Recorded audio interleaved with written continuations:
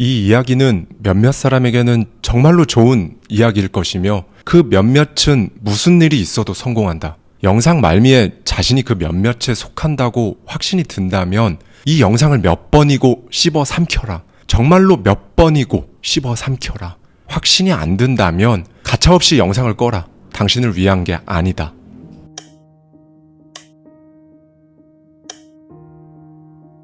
안녕하세요. 하와이 대저택입니다. 여러분은 성공합니다. 오늘부터 진짜 무조건 여러분이 그렇게 되도록 만들 거니까요. 오늘은 정말 매일 2번씩 읽어도 모자란 그 책, 밥 프록터, 부의 확신에 담겨있는 인사이트를 가져와서 저의 생각까지 더해서 함께 이야기 나눠볼 건데요. 이 영상은 1부, 그리고 내일은 2부, 다음 주 월요일, 화요일 3, 4부로 대작을 기획했습니다. 제가 이렇게까지 하는 이유는요. 기필코 여러분의 인생 패러다임을 바꿔드리기 위해서예요. 들어가기에 앞서 알아야 할 사실은 하나입니다. 지금 마음에 안 드는 그 인생을 바꾸는데 필요한 건 95%의 마인드 세팅과 5%의 전략. 다시 한번 말씀드리겠습니다. 95%의 마인드 세팅과 5%의 전략입니다. 마인드 세팅을 왜 해? 하시면 지금 나가셔도 됩니다. 그 어느 것도 성공하지 못해요. 보다 정확히는 아직은 때가 아닌 겁니다. 그런 생각이 드는 건요. 확실한 건 그게 다이어트든 독서든 여러분 인생을 바꾸는 큰 결단이든 마인드가 없으면 아무것도 성공하지 못한다는 거예요. 투자해도 계속 돈 잃습니다. 계속 제자리만 맴돌고요. 변하지가 않아요. 95%의 마인드 세팅을 이뤄낸 사람만이 변합니다. 네, 여러분. 사람은 변합니다. 사람이 안 변한다는 10명 중 9명의 말은 치워버리세요. 여러분은 10명 중 1명입니다. 네, 사람은 변합니다. 그리고 한번 따라해보세요. 몸은 마음의 도구다. 속으로라도 그냥 따라해보십시오. 몸은 마음의 도구다.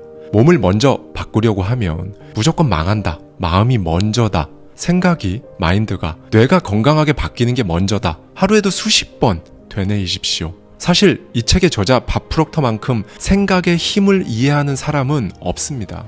빚만 엄청나게 많았고 학교도 제대로 안 나온 20대 청년이 결국 89개국의 회사를 세우고 정말 어마어마하게 많은 사람들의 마인드를 싹 바꾸게 만들고 그 다음 인생을 바꿔버리게 만들어준 다음 작년에 고인이 됐죠. 이번 시리즈에서는 사실상 밥 프록터 고유의 단어죠. 마인드가 아닌 패러다임이라는 단어를 쓸게요. 우리가 대충 좀 있어 보이려고 쓰는 이 패러다임이라는 단어가 사실은 인생의 전부예요. 패러다임이 전부입니다. 기적이나 운 같은 건 없어요. 성공엔 법칙이 있고 그건 패러다임의 변화입니다. 이 사실을 절대 잊어서도 절대 지나쳐서도 안 됩니다. 이 사실을 절실히 통감하고 뇌를 이 패러다임의 법칙에 푹 담궈버린다고 항상 생각해 보세요. 그러면 결국 인생에 큰 변화가 옵니다. 정말이에요. 지금 말씀드리고 있는 제가 직접 경험하고 느끼고 소름 돋고 절절히 깨닫고 나서 말씀드리는 거니까요. 본격적으로 이야기를 나눠볼까요? 여러분, 정말 수없는 자기계발로 원하는 바를 이루려고 했지만 번번이 실패했던 경험 다들 있으실 겁니다. 뭐 긍정적인 생각을 하라, 원하는 것을 상상하라, 호언장담하라, 이런 자기계발서의 조언을 떠올려도 정말 이상하게 일상에서 도움이 잘 되지 않았을 거고요. 그게 왜 그런 거냐면요. 아직 내면이 단단하지 않은 분들은 그런 말들을 이제 슬쩍 듣고 별다른 노력 없이 성공이 막 나타나는 신나는 과정을 생각하지만 생각보다 언덕길은 거칠고 올라가는 과정은 힘듭니다. 그리고 거의 다 여기서 멈춰요. 그리고 평소와 똑같이 삽니다. 그런데 문제는요. 인생을 바꾸고 싶다는 마음이 정말 절실한 분들이에요. 이 분들은 진짜 막막합니다. 저도 알아요. 하라는 대로 하는데 언제 돼? 왜 안 돼? 이거 어떻게? 이게 맞는 거야? 의심만 계속 들고요. 어떻게든 긍정적인 생각을 해봐도 원하는 것을 상상해봐도 호언장담해봐도 안 됩니다. 그런데 그 해답은 아무도 안 알려주죠. 뭐 각종 분야의 전문가, 하물며 성공한 사람이나 동기부여 강사, 교수, 철학자들 얘기를 엄청 들어도 이상하게 그 본질을 모르겠는 느낌이 드셨을 거예요. 그게 왜 그런 건지 오늘 말씀드리겠습니다. 왜냐하면 그 사람들도 몰라요. 그들은 성공적인 패러다임을 이미 장착해서 그냥 거기 맞춰 살아왔기 때문에 그저 5%의 전략만 알려줄 수 있는 겁니다. 네, 진짜로 저 깊은 곳에 95%의 마인드, 그러니까 패러다임을 변화시켜 본 사람만이, 그리고 내가 패러다임을 바꿨구나, 생각을 바꾸는 원리가 진짜 있구나, 이걸 몸으로, 피부로, 호흡으로, 심장으로 느껴본 사람만이 그 답을 알려줄 수 있는 거예요. 네, 여러분, 우리가 더 크게 그리고 오랫동안 성공할지 실패할지 좌우하는 건 패러다임입니다. 우리 일상은, 인생은 패러다임이 지배하거든요. 밥 프록터는 패러다임이라는 진짜 획기적인 개념을 통해 우리 인생에서 일어나는 모든 상황을 해결하는 방법을 다 보여주거든요. 여전히 진짜 안타깝지만 팩트입니다, 이건요. 여전히 거의 대부분의 분들이 관심도 없지만 인생을 통째로 갈아 넣어야 할 바로 그것, 패러다임의 변화, 이것만 하시면 됩니다.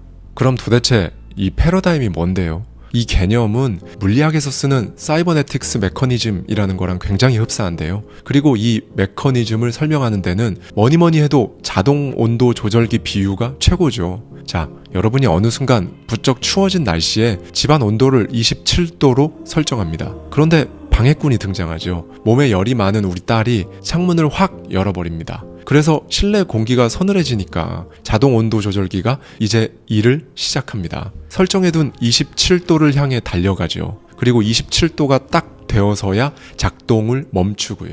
비행기 자동 조종 장치 역시 사이버네틱스 메커니즘으로 움직입니다. 비행기가 출발지를 떠나면 조종사는 자동 조종 장치, 그러니까 이 사이버네틱스 메커니즘을 켜서 본인은 감독하는 역할을 합니다. 비행기 기장이 막 우리가 자동차 운전하듯이 14시간 비행 동안 계속 운전을 하는 게 아니에요. 바로 이 메커니즘 덕분에 조종사는 뒷자리로 와서 밥을 먹고 화장실도 가고 그러는 겁니다. 심지어 이 비행기가 난기류를 만나서 미리 지정해 놓은 항로에서 벗어나도 괜찮아요. 바로 이 메커니즘이 개입해서 제자리로 돌려놓습니다. 요즘 우리 자동차에 많이 들어가 있는 차선 이탈 방지 시스템처럼 말이죠. 원래의 항로로 되돌려 놓는다. 이게 핵심입니다, 여러분. 제가 이 패러다임이 사이버네틱스 메커니즘과 같다고 말씀드렸잖아요. 이걸 우리 일상에 대입해 볼게요. 어떤 남자가 정상 체중보다 30kg이나 더 나아가는 과체중이어서 살을 빼기로 마음을 먹었어요. 이 남자는 다이어트를 시작하죠. 각성한 그 순간부터 단숨에 5kg을 뺍니다. 그런데 얼마나 갈까요? 어느 순간 먹어서는 안 될 음식을 먹기 시작합니다. 이게 기존의 패러다임이 개입해서 이 남자를 평소대로 되돌려 놓는 거거든요. 네, 여러분, 다이어트는 이 사실을 모르는 사람에겐 굉장히 어렵고 알고 있는 사람에겐 굉장히 쉬운 게 됩니다. 단순히 살을 빼는 게 아니에요. 기존의 패러다임을 새로운 패러다임으로 바꾸는 진짜 엄청난 일인 겁니다. 패러다임은 여러분 인생에 새겨진 모든 말과 소리, 본 것, 만진 것의 총체이자 거대한 습관, 여러 세대를 거슬러 내려온 유전자풀의 집합체, 그야말로 내가 생각하는 내 모습, 영혼이라고 할 수 있으니까요. 즉, 여러분의 다이어트는 기존의 패러다임을 지워버리고 새로운 패러다임을 적용하는 그 시작점임에도 불구하고 사람들은 다이어트를 그런 식으로 바라보지 않거든요. 더 많은 연봉을 받고자 노력할 때도, 독서 습관을 들일 때도, 인생을 바꾸려고 할 때도 마찬가지고요. 즉, 이 새로운 패러다임이라는 걸 어떻게 사용하는지 모르기 때문에 식습관을 바꾸려고 할 때마다, 운동을 가려고 할 때마다 딱 부딪히는 그 힘을 이해하지 못합니다. 그래서 열에 9은 실패하고, 실패한 이 사람들이 사람 안 바뀐다는 말을 해대죠. 네, 기존의 패러다임은 우리가 새롭게 먹는 음식, 운동, 그 외에 우리가 하는 진짜 모든 걸 통제합니다. 샐러드가 맛없다고 느껴지는 건, 운동이 힘들다고 느끼는 것도 다 기존의 패러다임 때문입니다. 네, 목표를 달성하려면 패러다임을 바꿔야 합니다. 사실 행동은요, 얼마나 많이 아는가가 아니라 패러다임의 변화에서 자연스럽게 나오는 거거든요. 이 패러다임을 이해하지 못한 사람은 결코 원하는 인생을 누릴 수 없습니다. 저자는 그 많은 사람이 엄청나게 큰 성공을 거뒀으면서도 정작 자기가 왜 성공했는지 그 이유를 알지 못한다는 사실을 발견했어요. 성공한 이 사람들은 자기도 모르는 사이에 진짜 훌륭한 패러다임을 세웠지만 패러다임이 뭔지 몰랐던 거죠. 그래서 이런 사람들조차도 성공의 비결을 말해줄 수가 없는 겁니다. 도움이 필요한 다른 사람들한테 전해줄 수가 없다는 거예요. 네, 그 사람들도 모릅니다. 그냥 훌륭한 패러다임을 가졌을 뿐이에요. 그래서 성공한 사람들한테 물어보면 다 이렇게 말하는 거예요. 그냥 했어요. 운이 진짜 좋았던 것 같아요. 프랑스 작가 볼테르가 말했습니다. 운은 무언가 알려지지 않은 원인이 영향력을 끼치는 현상을 설명해내기 위해 우리가 만들어낸 것이다 라고 말이죠. 네, 여러분, 운이 아닙니다. 패러다임입니다. 패러다임을 바꿔야 잠깐 반짝 바르게 살고 말았던 그 악순환을 끝낼 수 있어요. 잠시 잠깐 건강했고 날씬했고 독서에 미쳤고 소득을 바짝 올렸고 갓생을 살았던 좋았던 그 모든 상황들은 패러다임을 안 바꾸면 또 돌아옵니다. 지금 여러분이 뭐랑 싸우고 있는지 그 실체를 아셔야 해요. 지금 우리가 무엇과 싸우고 있는지도 모르는 채로 그렇게 살면 변화는 절대로 없습니다. 그렇다면 패러다임은 도대체 어떻게 바꾸는데? C형 목표를 찾으셔야 해요. 다시 한번 말씀드릴게요. C형 목표를 찾으십시오. 여러분을 가두지 않은 상태. 이를테면 여러분이 만약 일론 머스크나 빌 게이츠 자녀로 태어났으면 뭘 하면서 살고 싶으세요? 바로 이런 가정하에 여러분이 진짜 하고 싶었던 그걸 찾아야 합니다. 그동안 살아오면서 그저 꿈, 잔상으로만 남아서 가끔씩 여러분을 씁쓸하게 만들었던 그거 다시 끄집어내 오십시오. 이걸 가두고 있으면 자존감은 절대 찾아오지 않습니다. 이 자존감은요, 여러분이 어떻게 키워졌고 어떤 말을 듣고 이런 거랑 관련이 하나도 없어요. 내가 진짜 바라는 걸 할 수 있다는 자신감을 가졌는가? 여기서 오는 게 진짜 자존감입니다. 나 되겠다. 이 말이 마음속 깊이 우러나와야 비로소 자존감을 가진 겁니다. 여러분, 사람은 완벽하지 않잖아요. 지금 자기가 완벽하다고 말하는 사람이 주위에 있으면 피하세요. 정신이 이상한 분들입니다. 우리는 죽을 때까지 완벽하지 않아요. 그리고 제가 몇 번 말씀드렸지만 사실 완벽이라는 건 없어요. 그런데 잘 들어주세요. 우리의 가능성은 완벽합니다. 다시 한번 말씀드릴게요. 애초에 완벽이라는 것도 없을 뿐더러 우리 인간은 완벽하지도 않아요. 그런데 우리의 가능성은 완벽합니다. 이걸 진짜로 제대로 이해하셔야 자존감이라는 걸 찾을 수 있거든요. 자, 저자가 A형, B형, C형 목표에 대해 이야기합니다. 우리는 C형 목표를 찾아야 한다고 말씀드렸죠. A형은 가령 이런 겁니다. 예를 들면 K5를 4년 동안 탄 사람이 3달 뒤 그랜저로 바꾸겠다고 하는 것, 이미 얻는 방법 알고 있는 목표죠. 이건 뭐 의미가 없는 목표예요. 이 행동에는 더 나아질 수 있는 성장이란 게 없습니다. B형 목표는요, 자기가 특정 상황만 갖춰지면 할 수 있다고 생각하는 목표예요. 가령 월급이 조금만 더 오르면 2년 뒤에는 1억을 모을 수 있다라는 식의 목표죠. 이렇게 그 목표에 어떻게 도달할 수 있는지 알면 그 목표는 B형 목표입니다. C형 목표는 도무지 이걸 어떻게 이룰 수 있는지 아예 모르는 그런 목표를 말합니다. 명확하지도 않고 이전에 해왔던 것들이랑도 완전히 다르지만 여러분이 분명히 원하는 게 있을 거예요. 여러분, 여기서 부디 진정성을 찾으셨으면 좋겠습니다. 진짜로요. 무슨 장난치는 10대 아이들처럼 그럼 나 백조 부자, 그래 나 로켓 만들게, 이런 거 아니에요. 부디 제발 진정성 있게 여러분이 원하는 집, 여러분이 원하는 직업, 사업, 업적을 생각해보세요. 간혹 뇌리에 스쳤지만 그걸 어떻게 해 하면서 씁쓸하게 보내줬던 그 그림들 있잖아요. 그겁니다. 여러분, 장난으로 하지 마시고요. 지금은 방법도 모르고 돈도 없고 시간도 없고 현실적으로 이룰 수 있는 수단이 진짜 아무것도 없지만 여러분이 원하는 그거예요. 원하는 그거, 이게 목표를 이루기 위한 유일한 전제 조건입니다. 우리는 완벽하지 않지만 가능성은 완벽하다라고 말씀드렸어요. 사실 사람은 더 많이 원할수록 더 많이 하게 됩니다. 욕망이 생겨야 이걸 하려고 하는 에너지가 생기니까요. 이걸 아셔야 해요. 네, 여러분, 우리는 늘 더 많은 방식으로 스스로를 표현하고 싶어 한다는 겁니다. 그래서 이걸 막아두고 있는 지금 일상이 답답하고 불행한 거고요. 우리는 진짜 여러 가지를 원합니다. 늘 더 성장하길 원해요. 달리기를 하다 보면 더 빨리 달리고 싶고요. 높이 뛰기 하면 더 높이 뛰어오르고 싶어집니다. 우리 욕망은 자신을 되게 표현하고 싶어 하거든요. 그런데 이거를 가둬둔다? 그래서 불행한 거예요.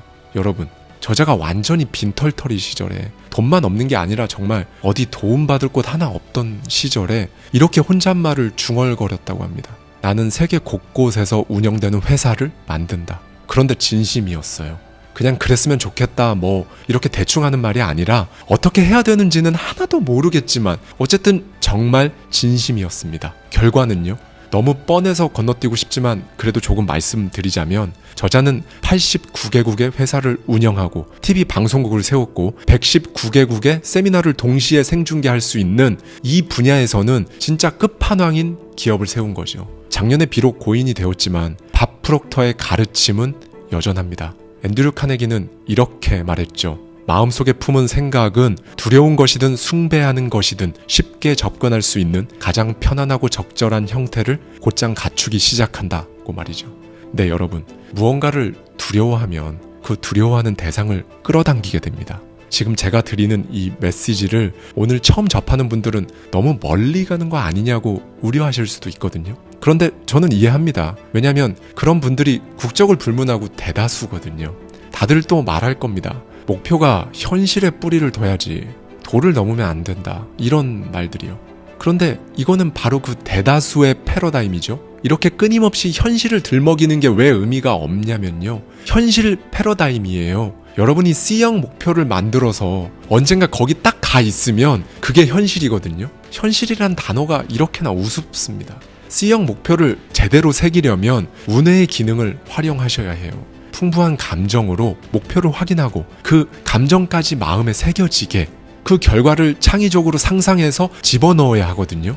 그래서 법이나 공학, 회계, 숫자 분야에서 일하시는 논리적인 좌뇌형인 분들은 이걸 실천에 옮기는데 실제로 꽤 많은 어려움을 겪습니다. 처음에 받아들이고 인정하는 것도 쉽지 않고요. 그런데 재밌는 건요. 이분들이 진짜 제대로만 하면 진짜 제대로 진심으로 실천해서 이뤄낸다는 거죠. 그래서 진짜 큰 부를 이루신 분들 중에 이렇게 논리적인 머리를 갖고 계신 분들이 많은 거예요.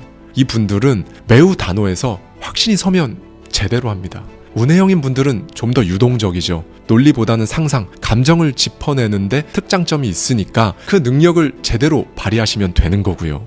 네, 여러분. 깨닫지 못한 논리는 패러다임을 바꾸는데 가장 큰 방해가 됩니다. 여러분이 듣고 있는 그 많은 방해 소음이 다 깨닫지 못한 논리라고 생각하시면 돼요. 텐징 노르가이와 함께 에베레스트 산을 최초로 정복한 에드먼 힐러리 경의 위대한 걸음은 이 논리로 설명되지 않습니다. 이전까지는 누구도 그렇게 하지 않았고요. 논리적인 사람들이 보기에는 굉장히 비논리적이었거든요. 그리고 그는 정상에 올라서야 그제서야 에베레스트 산을 어떻게 오르는지 알았을 뿐입니다. 그 사람도 오르기 전엔 몰랐어요. 정상까지 어떻게 가는 거지? 우리가 마라톤을 뛰기로 결심했을 때 그만큼의 몸 상태를 갖추려면 얼마나 걸릴지 지금으로서는 알 수가 없죠. 100억을 버는데 얼마나 걸릴지, 얼마나 에너지가 들지 알 수가 없죠. 다만 그곳에 도달한다는 사실만 알면 됩니다. 당장은 추측일 뿐이고 사람마다 걸리는 시간도 다 다르지만 진심으로 패러다임을 바꿨다면 모든 일은 그 법칙에 따라 이루어지게 돼 있습니다. 잘못되거나 이루어지지 않았다? 패러다임 법칙을 위배한 거예요. 제대로 장착 안 한 거죠. 라이트 형제도 아버지한테 정말 엄청난 비난을 받았어요. 무거운 물체를 띄운다. 한 번만 더 그런 말 하면 지옥에 간다 진짜로. 이런 말을 들었단 말이죠. 그런데 그들은 알았겠죠. 그곳에 도달한다는 사실은 분명히 알았을 겁니다. 네, 여러분. 여러분 인생의 모든 위대한 도약은 논리에 저항하는 데서 시작합니다. 뇌리에 스친 그거. 여러분이 머리에서 잘 떠나지 않아서 그걸 이룬 사람을 보면 막 열등감 생기고 여러분을 주눅들게 묘한 질투심 나게 만들었던 그거요. 그거 다시 갖고 오세요. 여러분이 이 목표를 왜 다시 찾아야 하냐면요. 그거 진짜 내 꿈이긴 했지. 근데 난 못해. 이 마음이 없어져야 자존감이 생겨요, 여러분. 가능성의 완벽함을 인정했을 때 나오는 게 자존감입니다. 지금은 어떻게 해야 되는지 잘 모르겠지만 난 그걸 할 거고 일단 나는 가능해 라는 마음이 생겨야 자존감이 생깁니다. 자존감이 생겨야 건강식이 맛있고 운동할 마음이 생기고 뇌를 건강하게, 장을 건강하게 만들고 싶어지고 책에 눈이 가고 공부하고 싶어지고 표정이 밝아집니다. 내가 나를 막 가꾸고 싶어져요. 그렇게 인생이 바뀝니다, 여러분. 외부의 환경, 여러분을 힘들게 만들었던 과거, 그런 건 아무 영향도 미치지 않아요. 여러분이 뭐 어디 노숙 생활을 했다 해도 어마어마한 빚을 졌어도 괜찮아요. 가능성을 스스로 인정하면 되는 겁니다. 그러면 너무나도 자연스럽게 여러분 스스로를 귀하게 여기게 되거든요. 이게 시작입니다, 여러분. 우리 부모님은 말하죠. 가진 것에 만족해야 한다. 조부모님도 말씀하십니다. 가진 것에 만족해야 한다. 저자는 말해요. 그들이 틀렸다고 말하고 싶지 않았다. 우리 할머니가 어떻게 틀릴 수 있겠는가? 그러나 틀렸다. 네, 틀렸습니다. 틀렸어요.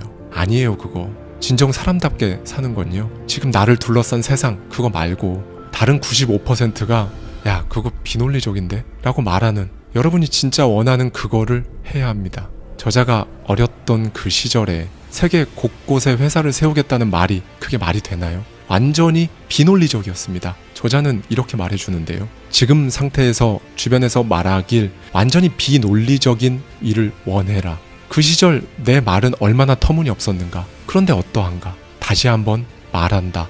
위대한 성공은 모두 철저하게 비논리적이다. 스스로 겁먹을 수준의 목표를 정해야 한다. C형 목표를 가져야 예전에 가보지 못한 그곳으로 갈 수 있어요. 일단 그림만 그리세요. 필요한 모든 것은 여러분이 필요로 하는 바로 그 순간에 찾아옵니다. 주파수를 맞추면 돼요. 이거는 2부에서 좀 더 자세히 설명하고요. 이게 꼭 돈이 아닙니다, 여러분. 성장엔 두 가지가 있어요. 물질적으로 성장하는 것, 정신적으로 성장하는 것. 그게 뭐든 원하는 대로 하려면 일정 수준 경제적 자유를 이뤄야 하지만 무조건 돈을 이야기하는 게 아니란 말씀을 드리는 겁니다. 그리고 어차피 정신적으로 심각한 문제가 있는 사람이 아닌 이상 장난만 안 친다면 자기 인생에서 완전히 지나친 수준의 목표는 자기 스스로 상상조차 되지 않아요. 그래서 가능한 겁니다.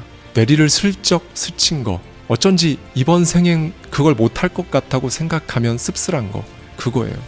그거 가져오세요. 내가 나 자신을 어떻게 생각하는지 집중하면 그거 되는 겁니다. 그러니 여러분, 스스로 변하기로 결정하세요. 패러다임을 알고 바꾸기로 결단하세요. 그러면 변합니다. 사람들은 변화에 저항하는 게 아니에요. 타인에 의해 변화되는 것에 저항합니다. 구독자님들 중에서 제 영상으로 진짜 인생 바뀌었다고 감사 인사 많이 주시거든요. 제 영상으로 여러분 바뀐 것 같으시죠? 아니에요. 여러분이 바뀌기로 마음을 먹었기 때문에 제 이야기가 귀에 들어온 겁니다. 내가 변하기로 했다면 나는 반드시 변해요. 만일 누군가 여러분에게 막 변하라고 한다면 여러분은 반드시 저항할 겁니다. 사업, 자영업을 하시는 분들이라면 내 직원이 더 잘하고 더 크게 변하고 더 생산적이길 바라세요. 그러려면 무엇이 그 사람을 움직이는지 이해하고 알아야 합니다. 그냥 뭔가를 하라고 지시하는 건 내일 정도 잠깐 바뀌고 곧 원래대로 돌아옵니다. 패러다임을 이해하지 않았으니까요. 사람은 정말로 원하는 것을 얻기 위해 그것을 얻을 수 있다는 자신의 가능성을 인정하면 그때부터 더 잘하려고 노력합니다. 자연스럽게요. 패러다임은 자동 온도 조절기이기 때문에 그 조절기를 교체하고 싶다면 그 기기에 대해 잘 아셔야 합니다. 내 행동 하나하나가 무엇 때문에 비롯되는지 이제는 깨달아야 합니다. 모든 사람이 다 불리한 상태에서 출발해요. 경제적으로 아무리 좋은 집안에서 잘 태어났어도 당장 내일 크게 아프면, 중대한 유전병이 있으면, 거기 집 망하면, 패러다임이 잘 서 있으면 환경이 어떻게 변해도 처지를 완벽하게 바꿀 수 있습니다. 핵심은 반복이고 내면화예요, 여러분. 생각, 한 번의 상상? 이게 아니고 생각은 휘발되는 겁니다. 없어져요. 그래서 철저한 내면화가 이루어져야 하는 거거든요. 쓰고 읽고 그렇게 자동 온도 조절 장치에 넣어야 하는 겁니다. 저자가 자신의 인생을 바꿔줄 책을 3번째 읽고 있을 때 아는 누나가 와서 이렇게 말했다고 해요. 아니, 책을 한번 읽었으면 바로 다음 책으로 넘어가야 지식이 더 많이 쌓이지. 왜 똑같은 책을 계속 읽고 있는데? 훗날 밥 프록터가 회상하기를 그녀는 정말로 교양이 넘쳤지만 자기 스스로에 대해선 진짜 조금도 알지 못했다고 해요. 우리는 우리 자신을 알아야 합니다. 지금 공부하고 있는 게 없으시다고요? 여러분 스스로에 대해 공부하십시오. 우리가 우리 자신을 더 많이 들여다볼수록 진짜 생각이 심오해지거든요. 그러면 이제 인생에 끌려가는 게 아니라 여러분이 끌고 갈 수 있게 되는 겁니다. 이 사실을 모르면 왜 똑같은 책을 2번 읽는지 이해를 못했던 그 사람처럼 그렇게 그럭저럭 살아갈 뿐입니다. 저자는 말해요. 인생을 바꿔줄 책을 2번째로 읽었을 때 그 전까지 그 책에 없었던 부분을 보게 되는 게 아닙니다. 그 전에는 없었던 여러분 자신의 무언가를 보는 거죠. 여러분, 반복은 이토록 깨우침을 낳습니다. 인생을 바꿔줄 책을 찾았으면, 오디오북을 찾았으면 매일 반복하세요. 매일 들으세요. 그 반복만이 여러분이 진정 원하는 패러다임을 내면화시키고 인생을 바꿔줍니다. 그동안 여러분은 어쩌면 정말 여러 번 책을 읽고 강의를 들으시면서 어떻게 살고 싶은지, 어디에 살고 싶은지, 무엇을 하고 싶은지, 얼마나 가지고 싶은지에 대해 써보셨을 거예요. 이러한 내용을 가지고 세세한 구석까지 모두 써보면 하나의 그림이 완성되잖아요. 그런데 거의 대부분의 분들이 여기서 끝냅니다. 그림을 아무리 잘 그려냈어도 반복 없이는 잠재의식이 될 수가 없어요. 오직 반복을 통해서만 그림에 담긴 감정을, 생각을 잠재의식에 내면화시킬 수 있습니다. 다시 한번 말씀드릴게요. 생각에 지나치지 않은 그것들을 쓰고 또 써서 내면화해야 합니다. 그래야 다음 단계로 나아가는 거예요. 더 이상 누군가가 만들어준 패러다임 안에서 살지 마세요. 모든 성공은 5%의 전략과 95%의 마인드셋입니다. 우리는 지금보다 더 나아가야 해요. 여전히 가진 것보다 더 많이 원한다고, 더 많은 경험, 더 많은 성장을 바란다는 걸 이제는 인정하셔야 합니다, 여러분. 목표를 향해 노력한다고 생각하지 마시고요. 이미 이뤘다고 생각하고 그렇게 행동하세요. 감정적으로 이입하는 순간 이게 육체적인 차원으로 넘어가는 건 시간 문제거든요. 주변에서 여러분 보고 미쳤다고 말하면 좋은 겁니다. 그 사람들은 몰라요. 자기가 모른다는 사실조차 모릅니다. 그런데 이게 사람답게 사는 거거든요. 이게 자신을 진짜 사랑하는 방법입니다. 이렇게 행동하는 사람은 진짜 극소수예요. 그래서 5%만 성공하는 거고요. 이 과정을 통해 진짜 수많은 사람들이 변했습니다. 빚더미에 허덕이며 울던 사람이 창업에 성공해 결심한 대로 살아냈고요. 죽기 직전 간절한 마음으로 이 방법을 쓴 사람이 6개월 만에 억대 연봉 달성해 벤츠 타고 스승을 찾아갔습니다. 이 사람이 흘린 감격의 눈물, 이거 결코 기적이 아니에요. 이들이 매일 했던 마인드셋, 그것뿐입니다. 누군가는 저한테 고맙다고 하십니다. 그런데 저한테 고마워하실 게 정말 하나도 없어요. 여러분의 결단과 선택, 용기에 오히려 제가 진심으로 존경을 표합니다. 진심으로요. 왜냐하면 이게 진짜 절대로 쉬운 게 아니거든요. 사람이 사람답게 살아가야 하잖아요. 그래서 행복해야 하잖아요. 여러분은 거기에 기꺼이 동참하셨으니까요. 더 성장하겠다는 그 의지, 그 자체만으로도 여러분은 이미 선한 영향력을 뿜고 계십니다. 진짜 자존감을 장착하게 되면 여러분은 진짜 지금과는 다른 수준, 다른 차원의 완전히 다른 사람이 되어 있을 거예요. 더 좋은 걸 먹을 거고, 건강하게 움직일 거고, 더 많이 배우고, 자연스럽게 고운 말이 나오겠죠. 누군가의 롤모델이 될 거고, 더 친절할 거고, 누군가를 격려할 거고, 진심으로 응원해 주겠죠. 그리고 결국 성공해서 가진 걸 베풀 겁니다. 이보다 더 선한 영향력이 있을까요? 네, 여러분. 그러니 부디 이 영상을 한번 보고 그냥 끝내지 마시고요. 정지해서도 보고 다시 돌려보기도 하시면서 완전히 꼭꼭 씹어서 제대로 소화하실 수 있기를 저는 바랍니다. 5년 뒤 여러분이 오늘을 회상했을 때, 와, 내가 언제 이렇게 사람이 달라졌지 싶은 삶을 사세요. 저는요, 여러분이 건강도 노후도 아무것도 걱정하지 않는 삶을 살게 되길 바랍니다. 그리고 그 키는 바로 여기 있어요. 오늘은 이걸 먼저 짚고 넘어가겠습니다. 그 어느 분야든 성공한 사람한테 어떻게 성공했어요? 라고 물어보면 거의 대부분 운이 좋았다고 합니다. 당연히 노력도 있었지만 그럼 어떻게 그렇게 노력할 수 있었어요? 물어보면 이 사람들도 잘 모릅니다. 자신 안에 성공형 패러다임이 있었고 거기 맞춰서 행동에 성공했다는 걸 본인들도 잘 모른다는 거예요. 그래서 그냥 부동산이, 주식이 날 부자로 만들었구나 할 뿐입니다. 그래서 그 5% 전략이 자신의 성공을 만든 줄 압니다. 사실은 95%의 성공형 마인드, 즉 패러다임이 이미 장착되어 있던 건데 말이죠. 사람들은 이들이 똑똑해서 성공했다고 생각합니다. 아니요, 똑똑한 것과는 상관없어요.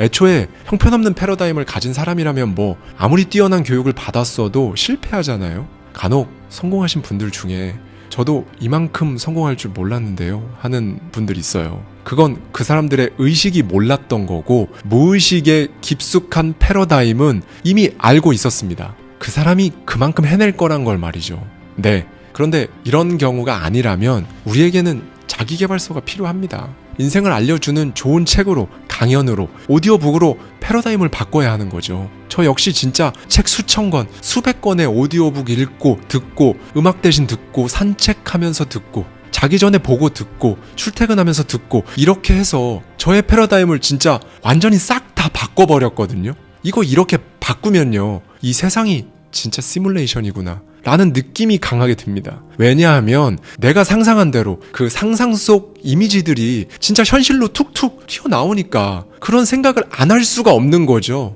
그만큼 이 패러다임을 바꾸는 게 중요하다는 걸 말씀드리는 겁니다. 그럼 이쯤에서 이런 생각 들기도 하실 거예요. 아, 나도 성공형 패러다임이 애초에 내면화되어 있었으면 이 고생 안 해도 되는 거잖아. 손 아파 죽겠는데 목표를 쓰고 상상하고 이런 거 안 해도 될 텐데. 아니요.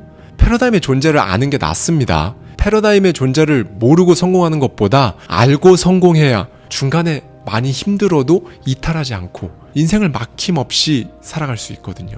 패러다임을 알면 인생이 도대체 왜 이렇게 흘러가는지 여러분이 딱 판단할 수가 있게 된다는 거예요.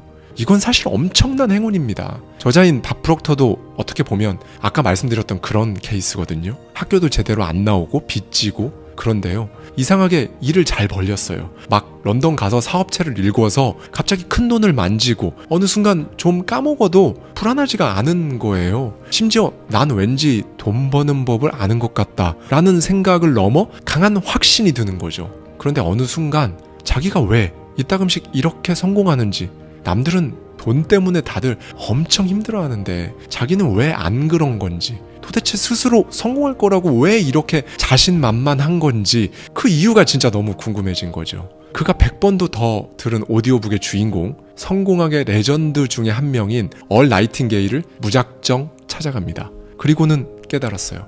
사람을 이끄는 그 무언가가 있다. 그리고 그건 사람 안에 있다. 무엇이 인생을 이끄는가? 내 안에 뭔가가 있다는 걸 알아야 한다라는 걸요. 진짜 엄청난 깨달음이었습니다. 여러분은 이게 정말 엄청난 깨달음이라는 걸 아셨으면 좋겠어요. 이걸 진심으로 통감하는 순간 인생 바뀌는 겁니다. 그래서 내 안에 나를 이끄는 뭔가를 모르고 성공하는 것보다 알고 성공하는 게 낫다고 말씀드린 겁니다.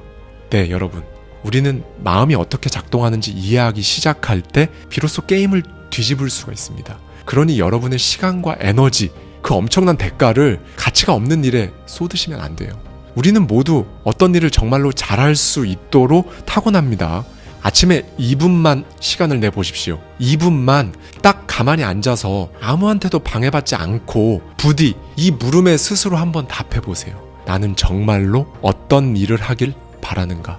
아침마다 오늘 하루를 그냥 딱 생각하는 것 자체로 미간이 찌푸려지는 지금 그 상태를 하루라도 빨리 벗어나고 싶다면 이 2분 정도는 진짜 아무것도 아닌 겁니다.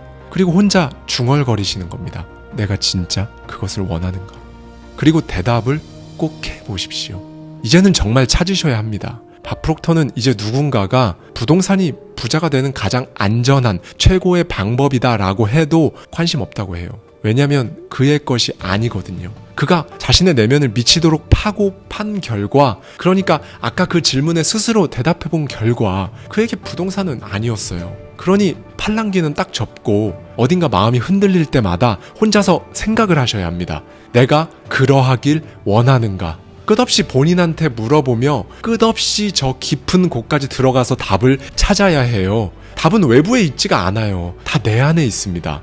여러분, 돈이 아닌 만족을 위해 출근하는 거, 그게 행복한 삶입니다. 저자가 책에 한 여성의 사례를 소개합니다. 그녀는 한때 라스베거스 무용수였어요. 그녀는 당시를 회상하며 인터뷰에서 이렇게 말합니다. 저는 제가 세계적인 스타가 될 만큼 훌륭한 무용수가 아니라는 건 알았고, 그래서 그만뒀어요. 대신 저는 페이스트리 굽는 걸 좋아했기 때문에 프랑스로 갔어요. 그리고 프랑스에서 제일 잘 나가는 페이스트리 가게에서 일자리를 구했죠. 네, 그녀는 세계에서 가장 뛰어난 페이스트리 셰프가 됐습니다. 이 사례를 곱씹으면서 머리를 한 방 맞은 것 같아야 합니다. 사실 이게 말이 쉽지, 진짜 어떻게 보면 말도 안 되는 일을 해낸 거거든요. 왜냐면 주변의 만류는요, 불어도 못하는데 프랑스는 어떻게 가나요? 거기 가서 집은 또 어떻게 구하고, 그 빵집에서 자기를 써줄지 어떻게 알고 거기를 가나요? 네, 이제 보통 이런 것들이 발목을 붙잡습니다. 원하는 걸 알았다면 무작정 멘토라도 찾아가 배우면 그나마 나은데 대부분 이걸 못하죠. 다른 사람이 어떻게 생각할까? 내가 진짜 이 나이 먹고 이래도 되나? 이런 정신적 한계로 나아가지 못하는 겁니다. 나이팅게일이 이렇게 말했어요. 다른 사람들이 얼마나 아무 생각이 없는지 안다면 그들이 어떻게 생각하는지 더 이상 걱정하지 않을 것이다 라고 말이죠. 교육자 켄 맥파랜드 박사도 덧붙이죠. 사람들의 2%는 생각을 합니다. 3%는 생각을 한다고 생각하죠. 나머지 95%는 실제로 생각을 하지 않습니다. 네, 여러분. 외부의 의견이 정말 얼마나 여러분에게 중요한 걸까요? 계속 말씀드리지만 우리가 우리 자신을 어떻게 생각하는지가 중요합니다. 최소한 다른 사람들이 나를 어떻게 생각하는지와 비교조차 할 수 없을 정도로 압도적으로 중요하다는 거예요. 다시 한번 말씀드릴게요. 내가 나를 어떻게 생각하는지가 중요합니다. 다른 사람들의 의견이 중요한 시절이 있어요. 어릴 때 다 똑같아요. 저도 그랬고 여러분 젊었을 때도 다 그랬을 거예요. 자랄 때 남들이 보잖아 라는 말 듣고 자랐고 기본적인 사회성을 위해서는 필요했을 겁니다. 근데 왜 이게 아직까지도 인생의 진짜 중요한 결단에 영향을 미치는지 모르겠어요. 남들 눈은 예의 범절을 지키기 위한 딱 거기까지의 태도를 형성하는데 관여해야 하고요. 여러분이 뭘 하고 살지는 내가 내 인생을 어떻게 이끌지는 그 범주가 아닙니다. 카테고리가 완전히 다른데 내가 결정해야 할 걸 남들 손에 맡기는 법칙에 위배된 삶을 살면요. 노년이 될수록 죽음이 가까워질수록 깨닫습니다. 남들 눈은 진짜 하등 의미가 없구나. 이게 내 인생에 아무 영향도 미치지 않음을 그때야 깨달아요. 내가 나 자신을 어떻게 생각하는지에 진짜 계속 집중하면 신기하게 일들이 하나 둘씩 풀립니다. 부디 시간을 내세요. 내 길을 스스로 선택하고 있는지, 원하는 삶의 이미지에 따라 움직이는지, 아니면 그저 온 힘을 다해 하루하루 살아남으려고 버티고 애쓰는 중인지, 어디에 서 있는지 오늘 바로 확인해 보십시오. 여러분이 진짜 가장 가치 있다고 생각하는 그 생각과 사랑에 빠져야 합니다. 우리가 흔히 이상형 많이 얘기하잖아요. 이 이상이라는 건 내가 완전히 사랑에 빠져버린 바로 그 생각을 말합니다. 그게 막 손에 닿지 않는 개념이 아니에요. 성공은 가치 있는 그 이상을 계속해서 현실로 만들어 나가는 과정인 거니까요. 여러분 욕망의 저 끝에 있는 그 결과는, 그 원대한 생각은 무엇인가요? 그 삶을 살아야 합니다. 그렇게 만족하는 그림을 찾으셨잖아요? 그러면 이미 그 꿈을 이룬 사람처럼 말하고 행동하세요. 패러다임을 바꾸는 겁니다. 상상하고 반복하고 내면화하세요. 과정은 잘 모르겠어도 결과로부터 생각하는 겁니다. 여러분은 그 결과에서 어떤 모습을 하고 있나요? 어떤 모습이기를 바라세요? 그 모습을 상세하게 묘사하세요. 그리고 반복하세요. 끊임없이 막힘없이 흘러가도록 말이죠. 많은 사람이 목표를 세우고 쓰고 노력을 하죠. 그런데 실제로는 그 어디에도 도달하지 못하고 오르락 내리락만 하다가 결국 끝도 없이 그렇게 오르락 내리락 하는 일에 혼자 질려버리고 맙니다. 그리고 더 이상 나아가지 못하고 멍하니 멈춰서서, 그런데 지금 여기가 어디지? 높이만 재봅니다. 앞으로 나아가질 못하는 거예요. 계속 자신이 와본 길만 거들먹거립니다. 내가 예전에는 그랬어. 이 사람한테는 그거밖에 없어요. 이 사람은 과거에 갇혀버린 겁니다. 내가 어떻게 살고 있고 어떻게 살아갈 거야 여야 하는데 이렇게 과거형에 갇혀버리면 인생이 흘러가지를 못하고 있는 겁니다. 결과부터 상상하라고 말씀드렸습니다, 여러분. 여러분이 원하는 패러다임을 제대로 반복 입력하면요, 어느 순간 정말로 나 이 삶을 살겠구나 라는 그 느낌이 딱 오는 지점이 진짜 있거든요. 그렇게 되면 모든 것들이 막힘없이 정말 자연스럽고 아름답게 흘러갑니다. 바프록토도 이것이 바로 세상의 법칙이다 라고 강조하고요. 다만 이건 기억하세요. 억지로 하는 것 같은 느낌이 딱 들면, 여러분이 뭔가 억지로 힘겹게 가고 있다면 그건 패러다임의 법칙을 역류하고 있는 겁니다. 원하는 걸 찾았는데도 아침에 일어나기 힘들다? 그런데 뭔가 몸의 문제가 아니라 마음의 문제로 일어나기 힘들다. 여러분은 아직 못 찾아낸 겁니다. 여러분이 진짜 원하는 것, 원하는 삶을 찾아내셨다면 그렇게 목적을 가지고 목표에 맞춰 움직일 때는 진짜 사소한 것들은 아무것도 아니게 되거든요. 다 튕겨나갑니다. 아침에 일어나기 싫은 것도 사실 사소한 거잖아요. 이 패러다임 대전환은 제대로 이뤄냈다면 법칙에 따라 이 사소한 문제들은 자연스럽게 해결됩니다. 다시 한번 말씀드릴게요. 막힘없이 흘러가야 합니다. 상황이 잘 맞아 떨어진다면 그 결과를 생각했을 때 과정은 아직 모르겠어도 비로소 막혔던 마음이 뻥 뚫린 느낌이라면 여러분은 잘 찾으신 거예요. 그리고 당연히 올바르게 갈 거고요. 법칙에 따라 저절로 몸이 움직일 겁니다.